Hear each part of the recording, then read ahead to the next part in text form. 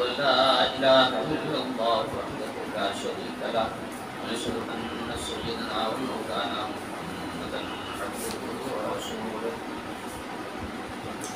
أرسله الله إلى الناس كافة بشيرا ونذيرا وداعيا إلى الله بإذنه وسراجا منيرا أما بعد فأعوذ بالله من الشيطان الرجيم بسم الله الرحمن الرحيم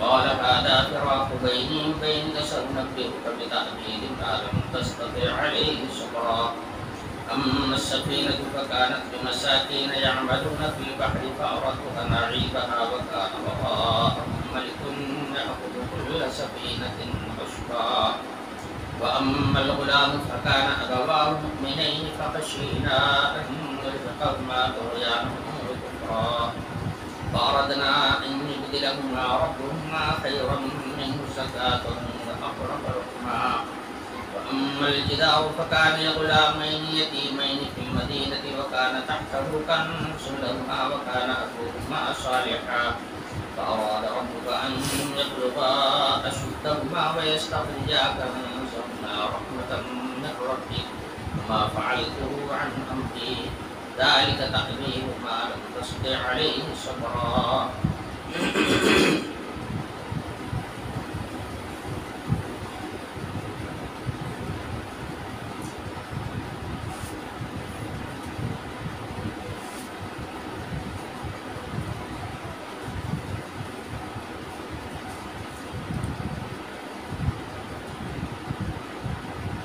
میں نے پیچھے عرض کیا تھا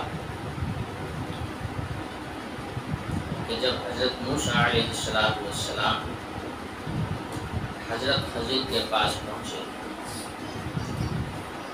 تو ان سے درخواست کیا هل اتبعك على ان تعلمني مما علمت رشدا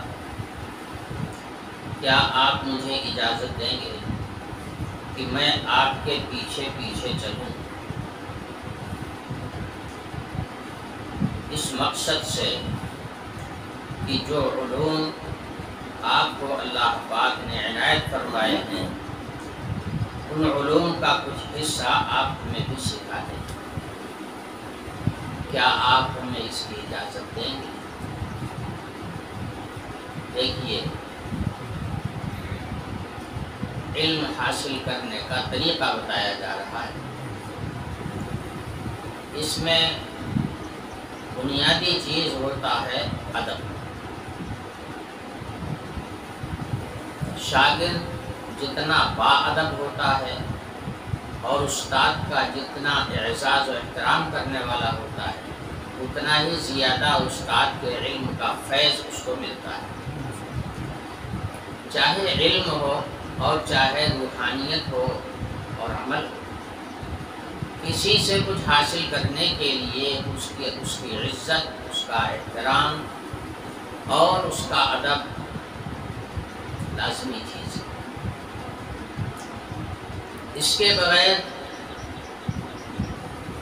فیض نہیں ملتا اور روحانیت منتقل نہیں ہوتی بات اصل یہ ہے کہ علم جو ہوتا ہے آدمی کی صفت ہوتا ہے روحانیت اور الہیت ہوتی ہے وہ بھی آدمی کی صفت ہے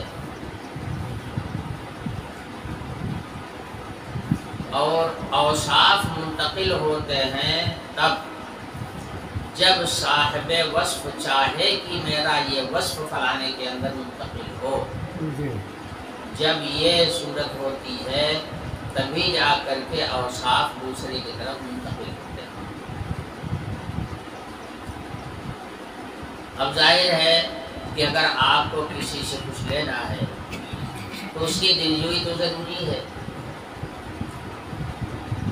احترام اعزاز اور ادب ایسی چیز ہے کہ جس کا احترام کیا جاتا ہے اس کی طبیعت خوش ہوتی ہے اس کا دل خوش ہوتا ہے اسی طرح سے خدمت کرنے سے بھی دل خوش ہوتا ہے اور جب کسی سے دل خوش ہوتا ہے تب یہ چاہتا ہے کہ میں سے اعلیٰ چیز اس کو دے دو۔ اسی لیے لکھا ہے علماء نے کہ کسی شیخ سے فیض حاصل کرنے کے لیے یا کسی استاد سے اس کا علم حاصل کرنے کے لیے محبت ضروری ہے،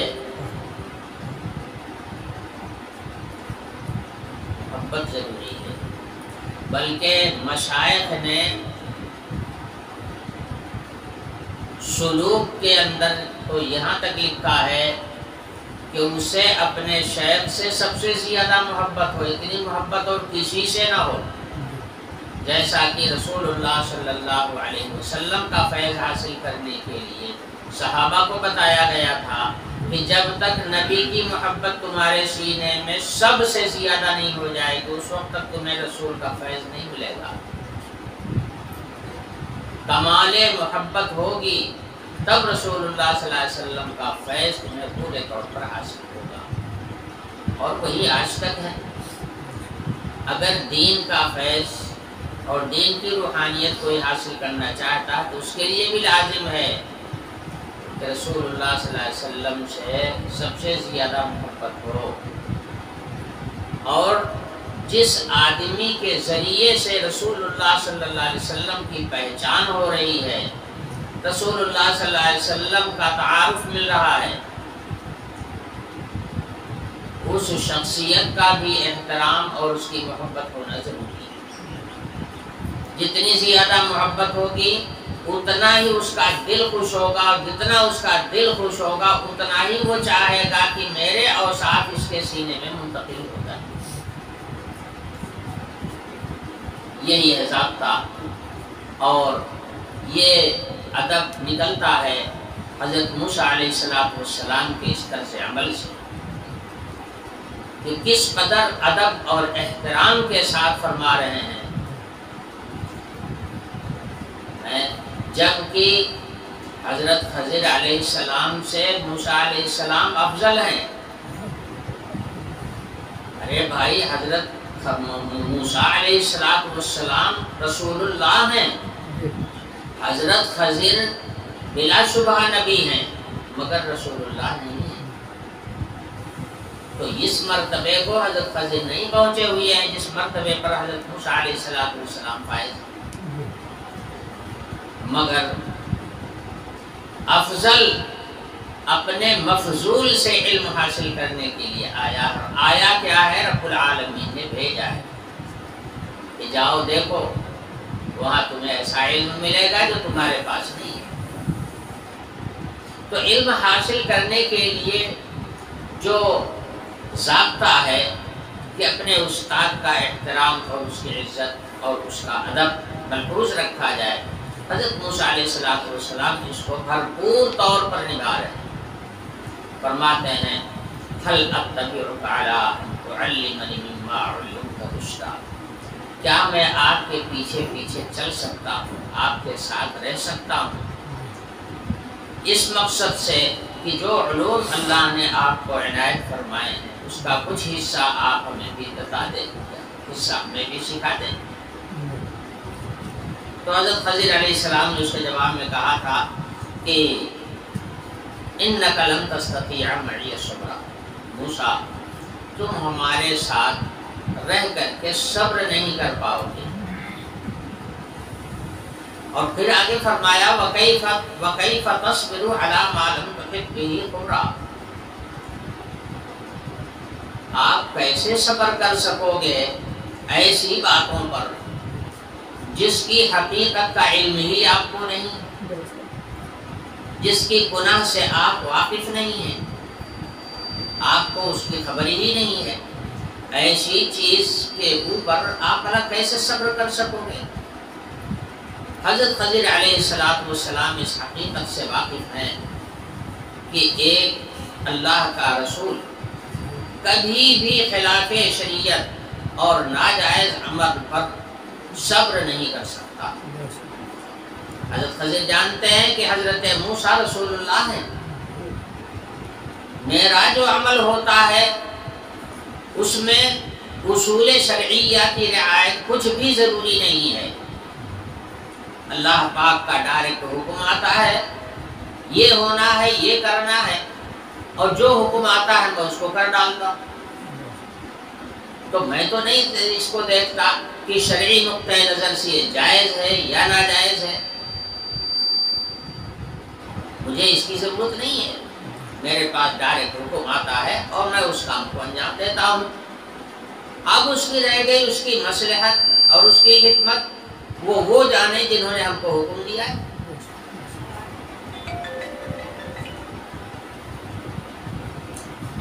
ایک یہودی عالم رسول اللہ صلی اللہ علیہ وسلم کی خدمت میں آیا اور بہت متاثر تھا، بعد میں جا کر کے وہ حضور کی تعریف کر رہا تھا۔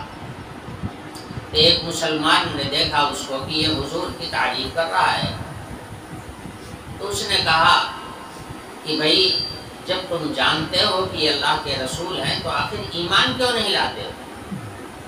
اپنی یہودیت پر اڑے ہوئے کیوں؟ تو اس نے کہا بات اصل میں یہ ہے کہ یہ کہتے ہیں کہ میرے پاس وحی لے کر جبریل آتے ہیں اور ہمیں جبریل سے ہے الرجی، ہمیں ساری دشمنی تو جبریل سے ہے۔ وجہ اس کی یہ ہے کہ بنی اسرائیل پر بہت دفعہ عذاب آیا، تو جب بھی عذاب آیا تو جبریل ہی لے کے آئے۔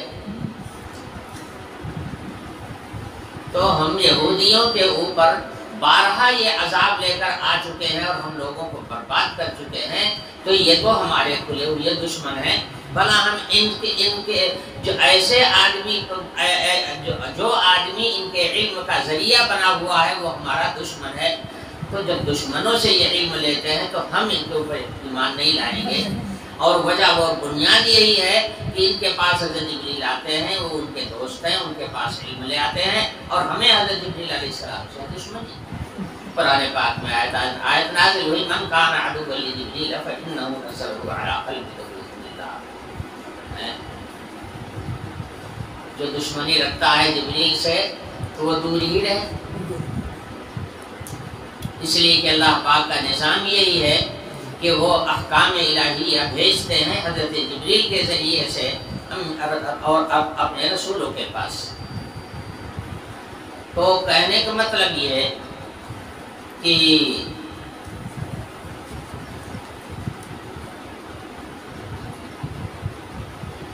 میں کیا بیان کر رہا تھا،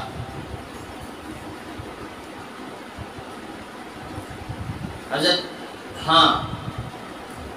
بیان یہ کر رہا تھا کہ عذاب لے کر کے بھی حضرت جبریل آتے ہیں۔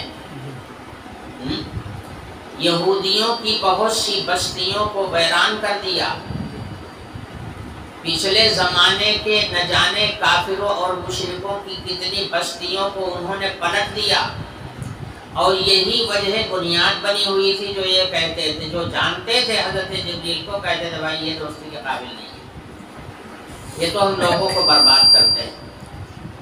سوال یہ ہے کہ حضرت جبریل علیہ السلام اگر کسی قوم کے اوپر عذاب لے کے آتے ہیں تو حضرت جبریل کا کیا قصور ہے؟ حضرت جبریل علیہ السلام کا قصور کیا ہے؟ وہ تو بندے ہیں، ماتحت ہیں، حکم کے فرما بردار ہیں اللہ پاک کے۔ اللہ پاک جو حکم دیں گے وہ ان کو کرنا ہے۔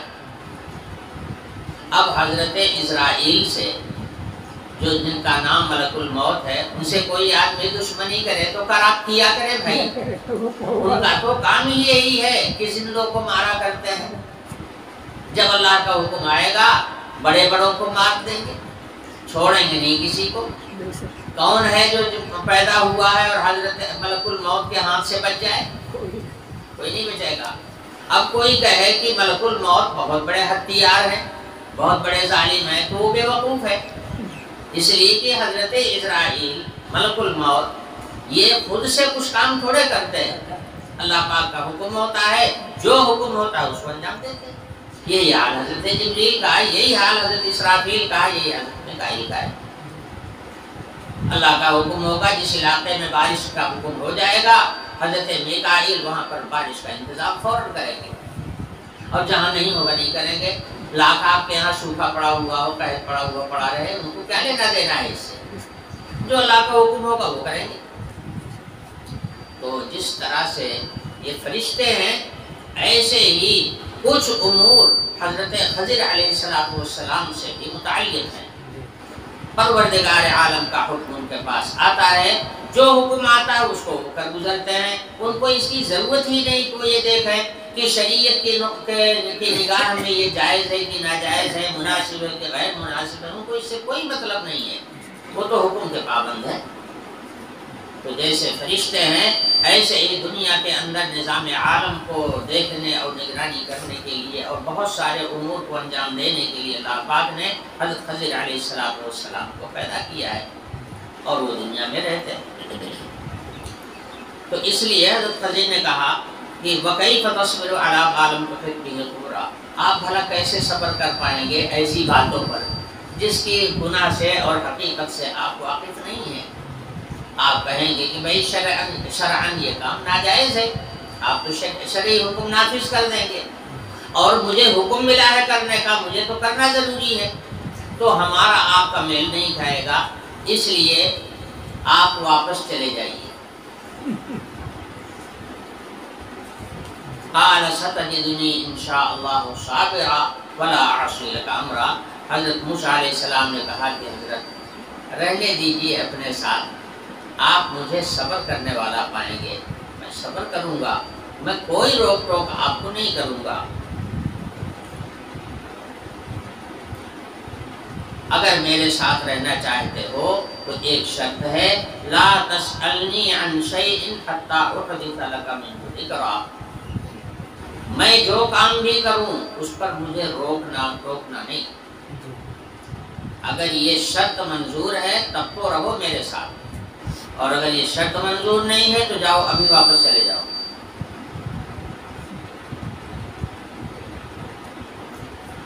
ہاں، اگر میں خود بیان کر دوں تو سن لو، لیکن اگر خود نہ بیان کروں تو پوچھو نہیں مجھ سے، روک ٹوک مت کرنا۔ پھر اس کے بعد حضرت خضر علیہ السلام سے حضرت موسیٰ علیہ السلام کی جو ملاقات ہوئی تھی، میں نے بتایا تھا آپ کو کہ وہ سمندر کے بیچ میں ایک جزیرے میں ہوئی تھی۔ اب جب بات طے ہو گئی، عہد معاہدہ دونوں آدمیوں کا ہو گیا، استاد شاگرد کا، تو اب ضرورت تھی کہ حضرت خضر علیہ السلام اپنے کچھ کارنامے ان کو دکھاویں۔ اس کے لیے ضرورت تھی بستی میں جانے کی، تو ظاہر ہے کہ اب جزیرے سے نکل کر بستیوں کی طرف کا سفر کریں گے۔ تو ایسی جگہوں پر جہاں بیچ میں ٹاپو جزیرہ وغیرہ ہوتا ہے، وہاں ہمیشہ ہر زمانے میں کشتیاں چلتی رہی ہیں، آج بھی چلتی ہیں، آج کل اسٹیمر چلتے ہیں، پچھلے زمانے میں کشتیاں چلتی تھی جو باہر کے لوگوں کو جزیرے میں لے جاتے، جزیروں کے لوگوں کو باہر لے آتے۔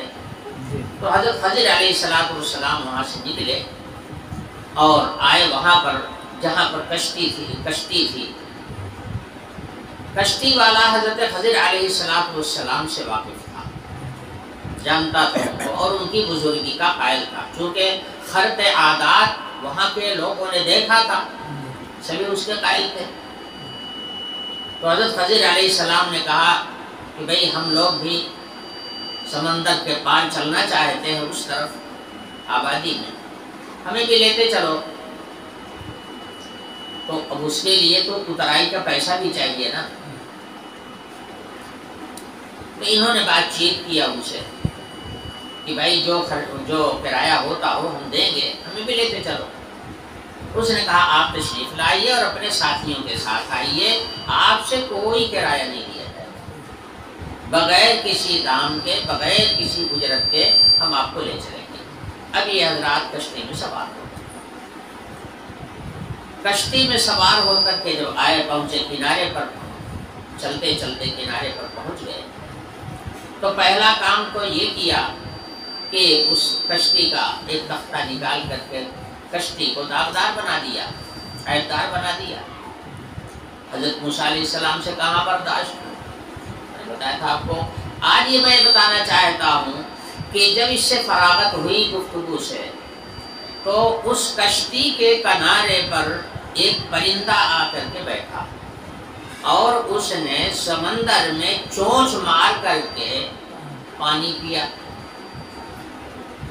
تو پرندہ چونچ سے پانی اٹھاتا ہے، چونچ میں کتنا پانی آتا ہے؟ ذرا سا.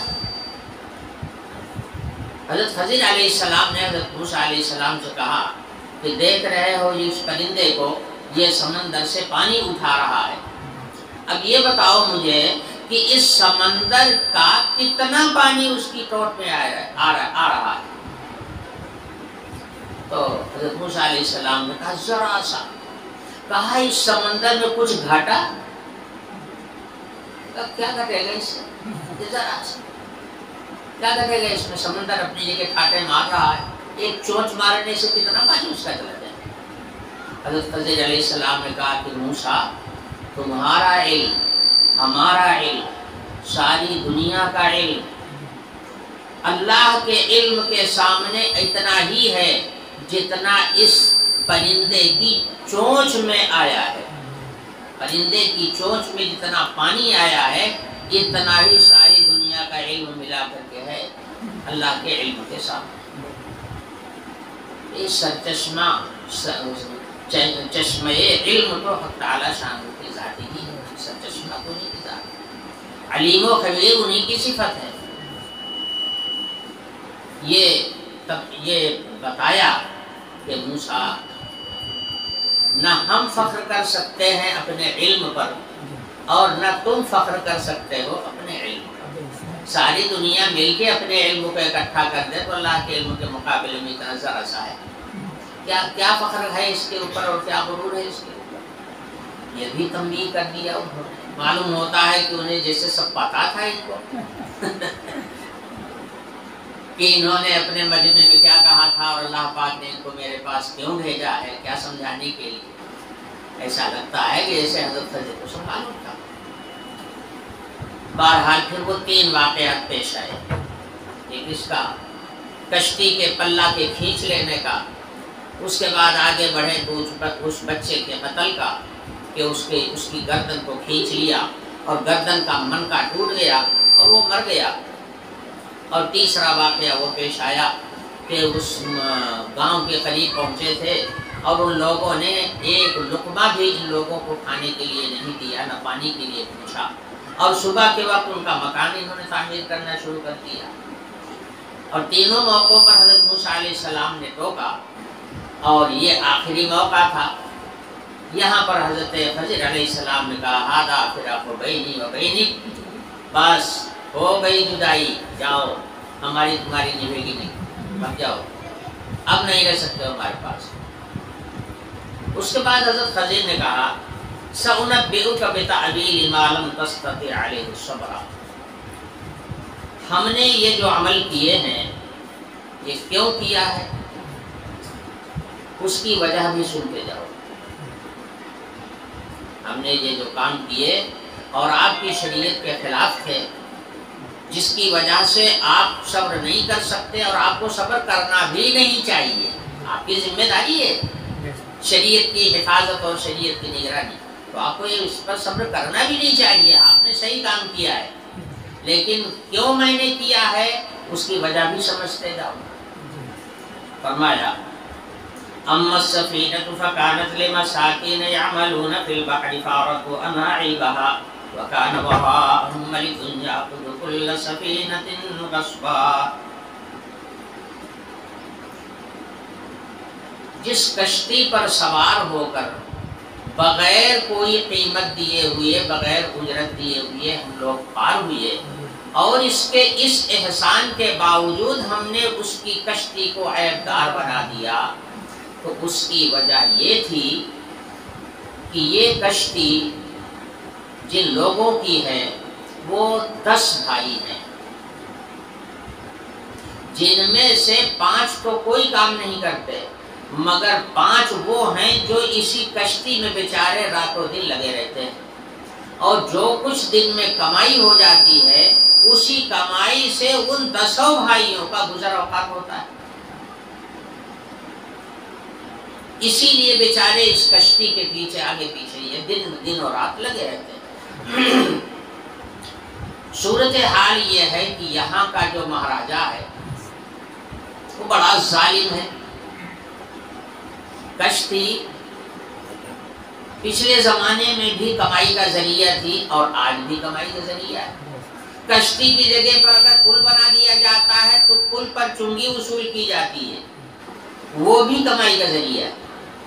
تو چاہے پل ہو چاہے کشتیاں ہوں، سمندر میں اور دریاؤں میں پار ہونے کے جو بھی ذرائع ہیں وہ سب آمدنی کے ذرائع ہیں،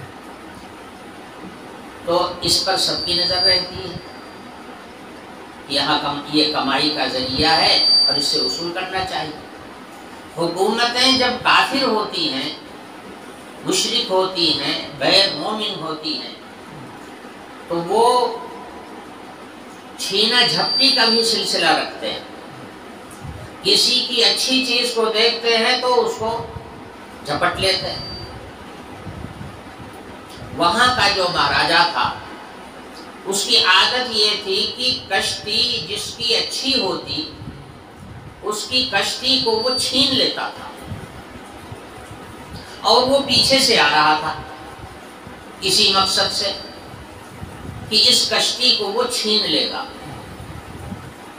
اس لیے اللہ پاک نے مجھے حکم دیا کہ اس کی کشتی کو عیبدار کر دو۔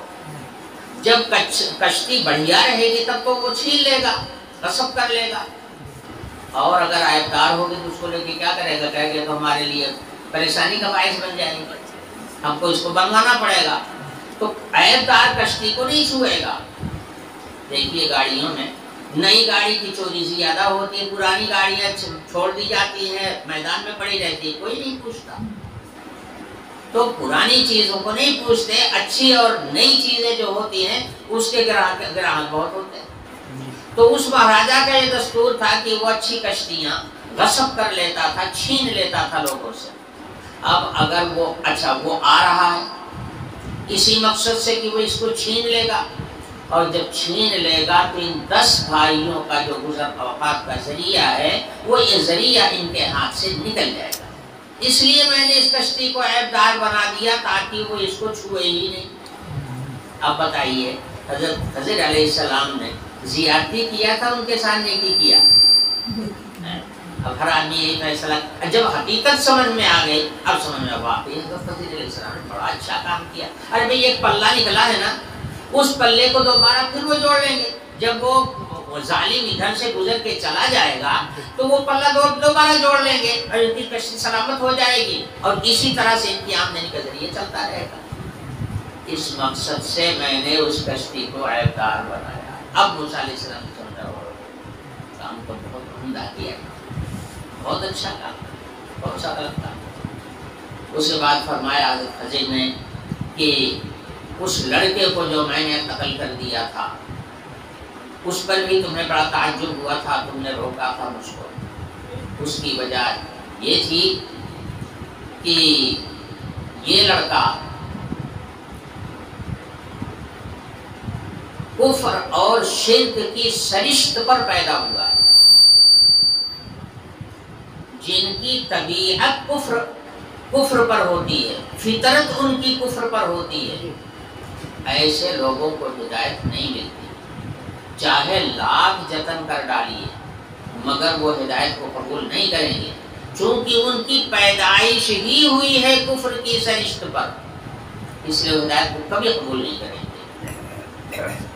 تو حضرت خضر نے فرمایا کہ اس بچے کی پیدائش جو ہے وہ کفر کی سرشت پر ہوئی ہے، یہ کبھی ایمان نہیں لا سکتا، اور اس کے ماں اور باپ جو ہیں وہ دونوں کے دونوں مومن اور صالح شخص ہیں۔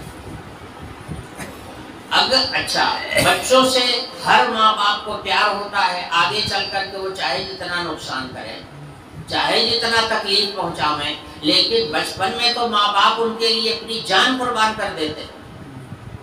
بچے سے زیادہ عزیز کسی کو کون ہوتا ہے؟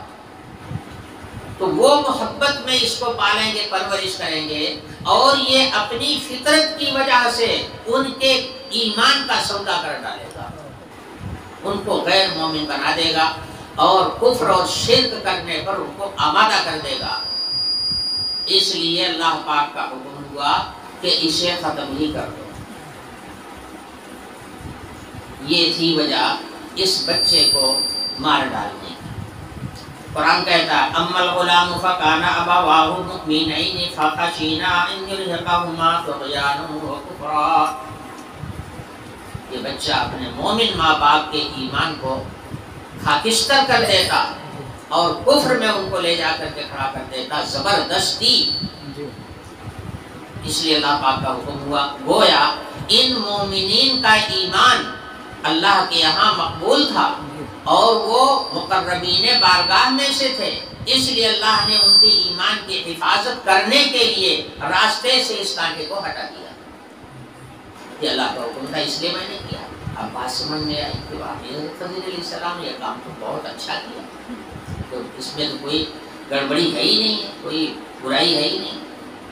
اس کے بعد فرمایا اور وہ جو دیوار اور وہ مکان کی تعمیر ہم نے کیا جس پر آپ نے اعتراض کیا کہ ان ظالموں نے کہنے سے بھی ہم کو کچھ نہیں دیا، ان سے کم اس محنت کی مزدوری لے لی گئی ہوتی تو وہ ہم لوگوں کے کام آ جاتی۔ تو دیکھو ہم اپنے مفاد کے لیے کوئی کام نہیں کرتے، اللہ پاک کا جو حکم ہوتا ہے وہ کرتے ہیں۔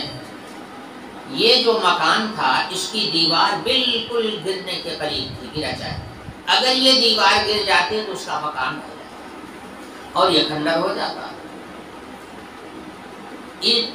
یہ مکان جن دو بچوں کا ہے، لکھا ہے مفسرین نے، ایک کا نام اسرم اور دوسرے کا نام سریم تھا، یہ دو بچے تھے،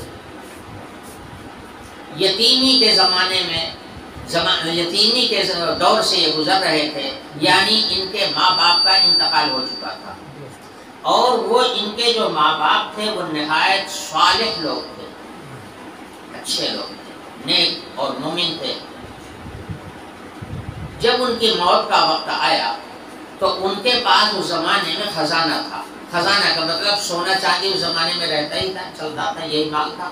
تو سونا چاندی انہوں نے اپنے بچوں کے کام آوے اس خاطر اس گھر کے اندر گاڑ دیا تھا، تاکہ جب یہ ہمارے بچے جوان ہو جائیں گے تو یہ اس خزانے کو لے لیں گے اور اس سے فائدہ اٹھائیں گے۔ اگر وہ اس خزانے کو یہ بچے پا جائیں گے اور اس سے فائدہ اٹھائیں گے تو وہ بھی اپنے ماں باپ کی راہ پر قائم رہیں گے اور مومن رہیں گے۔ اب اگر ہم اس مکان کو صحیح نہ کر دیں گے تو یہ گر جائے گا اور وہ رقم ان کی ضائع ہو جائے گی، اور جب یہ مکان بنا رہے گا اور یہ بچے بڑے بڑے ہوں گے تو اپنے یہ خزانہ کسی نہ کسی دن ان کے ہاتھ آ جائے گا، اللہ ایسا سبب پیدا کرے گا وہاں تک پہنچ جائے گا، خزانہ نکال لیں گے، نکال کر کے پھر اس سے فائدہ اٹھائیں گے۔ اب بتائیے کہ اس مکان کو بنانے میں نے کون سی غلطی کی ہے؟ اب سمجھ میں آیا کہ واقعی یہ کام تو حضرت خضر علیہ السلام نے بہت نیک کیا، بڑا ہی نیک عمل ہے یہ تو فرمایا یہ ہے اس کی وجوہات۔ قرآن کہتا ہے اما الجدار فكان لغلامين يتيمين في المدينة وكان تحته كنز لهما وكان أبوهما صالحا فأراد ربك أن يبلغا أشدهما ويستخرجا كنزهما رحمة من ربك وما فعلته عن أمري ذلك تأويل ما لم تستطع عليه صبرا۔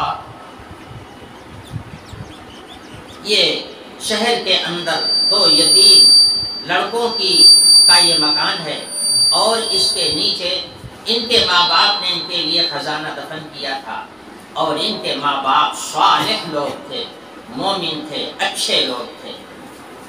بعض مفسرین نے ان کا نام کاشف لکھا ہے، ان کے جو باپ تھے ان کا نام کاشف لکھا ہے۔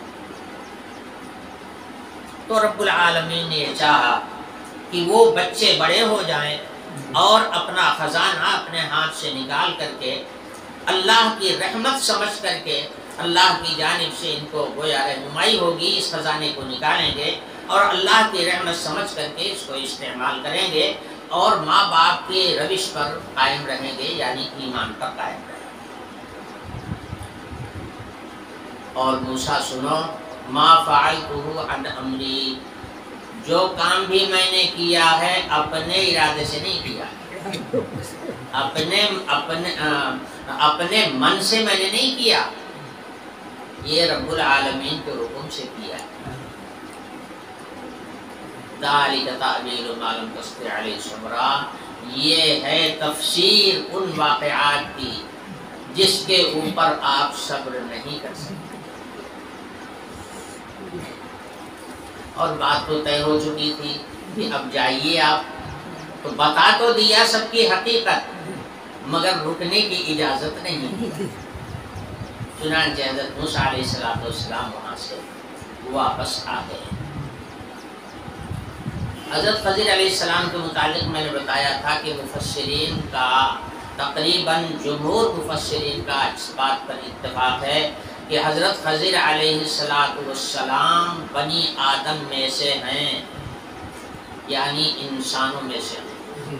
بعض لوگوں نے ان کا نام بھی ذکر کیا، جس کو میں نے پچھلے درس میں بتایا تھا کہ بلیا ابن ملکان ان کا نام ہے، بعض لوگوں کا خیال ہے، بعض لوگ کہتے ہیں خضر ہی نام ہے، بعض لوگ کہتے ہیں نام دوسرا ہے اور خضر ان کا لقب ہے۔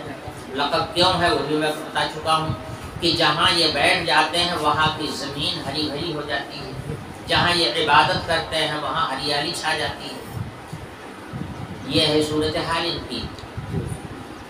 اور دراز عمر عطا کیے گئے، لمبی عمر۔ میں نے بتایا تھا کہ بعض لوگوں کا خیال یہ ہے کہ سکندر ذوالقرنین کے یہ وزیر تھے، اور ان حضرت سکندر ذوالقرنین کا زمانہ حضرت ابراہیم علیہ السلام کا زمانہ، تو اس وقت سے آج تک چلے آ رہے ہیں۔ بعض لوگوں کا خیال اس کے پیچھے سے بھی ہے کہ اور پہلے سے وہ موجود ہیں اور آج تک موجود ہے، اس لیے کہ بہت سے اولیاء اللہ کی ملاقات حضرت خضر علیہ السلام سے ہوئی ہے اور انہوں نے ان سے فیض بھی حاصل کیا ہے۔ اس لیے عام مفسرین کا خیال یہی ہے کہ حضرت خضر علیہ السلام کو اللہ پاک نے دراز عمر عطا کیا ہے اور وہ آج بھی ہیں، اور جو کام ان کے سپرد ہے اس کام میں وہ اپنا لگے رہتے ہیں۔